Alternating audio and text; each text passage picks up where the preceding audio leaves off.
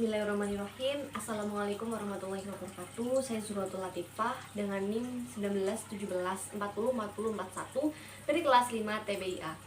Di video ini saya akan menjawab soal ujian akhir semester mata kuliah pengembangan kurikulum yang diampu oleh Bapak Nur Halim. Jawaban soal nomor 1. Perbedaan peran guru dalam pengembangan kurikulum pada model administratif, model grassroots, dan model campuran. Model administratif. Pengembangan kurikulum ini disebut juga dengan istilah dari atas ke bawah. Artinya, dalam pengembangan kurikulum ini terdapat beberapa tahapan secara prosedural yang harus ditempuh dengan dibantu oleh beberapa tim tertentu. Selanjutnya, model grassroots.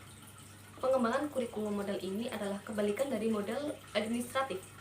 Model grassroots adalah model pengembangan kurikulum yang dimulai dari bawah. Dalam prosesnya, pengembangan kurikulum ini diawali atau dimulai dari gagasan dan ide guru sebagai tim pengajar. Model ini lebih demokratis karena digagas sendiri oleh pelaksana di lapangan, sehingga perbaikan bisa dimulai dari unit yang paling kecil dan spesifik hingga ke yang lebih besar. Selanjutnya, model campuran. Model pembelajaran campuran merupakan model pembelajaran yang diramu dari beberapa pendekatan atau teori belajar. Strategi ini berangkat dari asumsi bahwa setiap teori belajar berupaya menggambarkan pandangannya tentang bagaimana manusia belajar. Selanjutnya, jawaban soal nomor 2.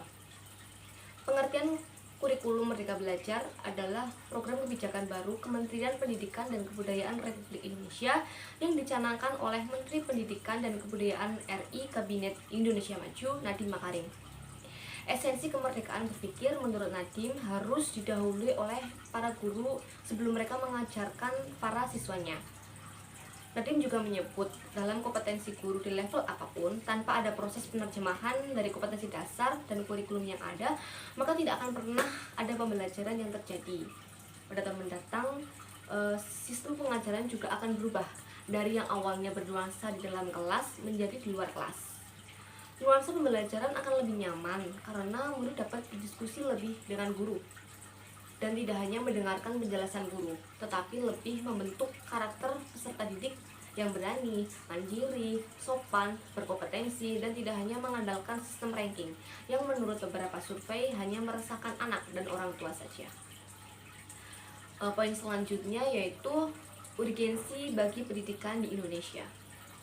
Pelaksanaan program Merdeka Belajar memerlukan proses dan waktu, perlu kesiapan, perlu kesepakatan, dan solidaritas. Karena kebijakan ini merupakan sesuatu yang baru, maka siswa dan guru sama-sama harus menyiapkan diri dan saling memberi motivasi.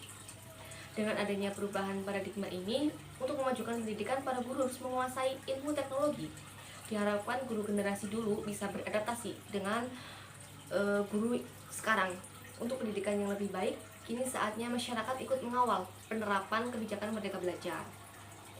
Salah satu program Merdeka Belajar usulan Nadiem Makarim yang sudah diterapkan dan berjalan adalah sistem zonasi PPDB. Memang harus diakui, dengan adanya sistem zonasi yang berlaku membuat calon peserta didik yang berprestasi tidak dapat memperoleh kesempatan memilih sekolah yang diminati karena memiliki jarak yang jauh antara sekolah dan tempat tinggalnya. Aturan-aturan baru tersebut berupa berbagai macam jalur yang dapat ditempuh oleh calon peserta didik untuk mendaftarkan diri pada sekolah yang diminatinya.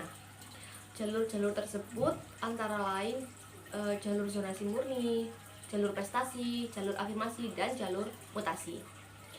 Poin selanjutnya, kelemahan dari kurikulum Merdeka Belajar. Yang pertama, dinilai belum begitu matang dalam persiapan. Yang kedua, pendidikan dan pengajaran yang belum terencana dengan baik. Yang ketiga, persiapan sumber daya manusia yang belum terstruktur. Selanjutnya, keunggulan dari kurikulum Merdeka Belajar.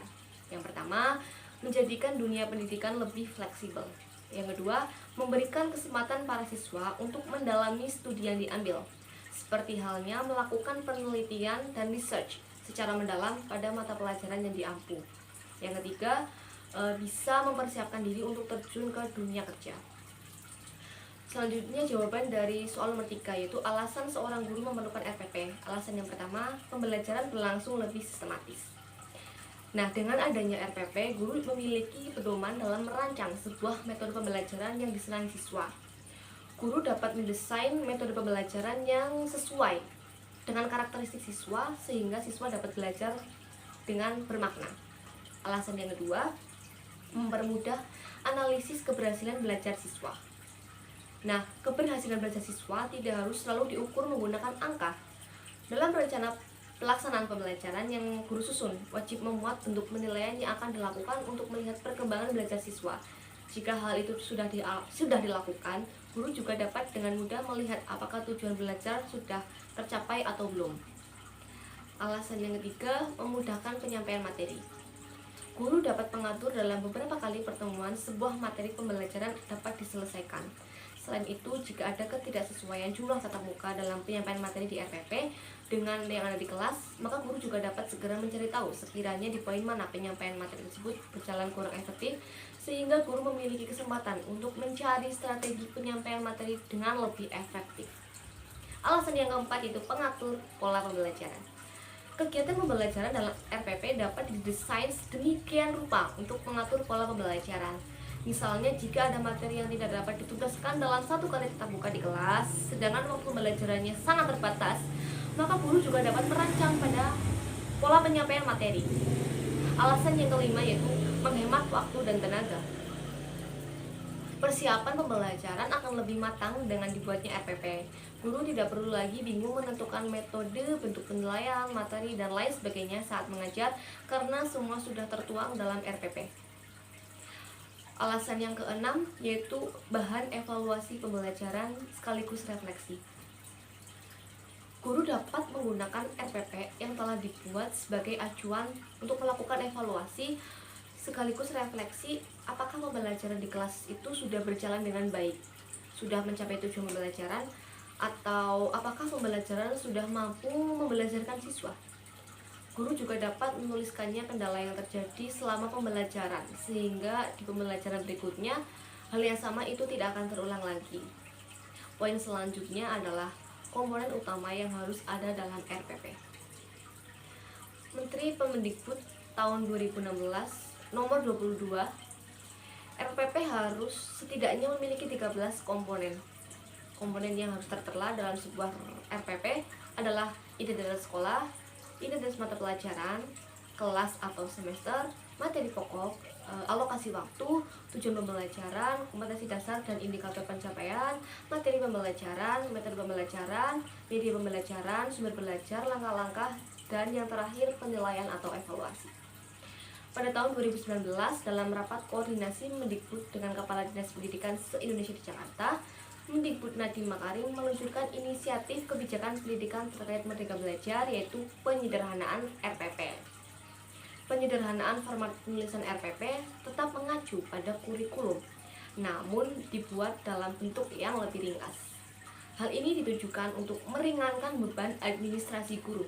Jika sebelumnya RPP terdiri dari 13 komponen, sekarang cukup 3 komponen saja, yaitu tujuan pembelajaran, kegiatan pembelajaran, dan yang terakhir penilaian. Sedangkan komponen lainnya itu hanya sebagai pelengkap.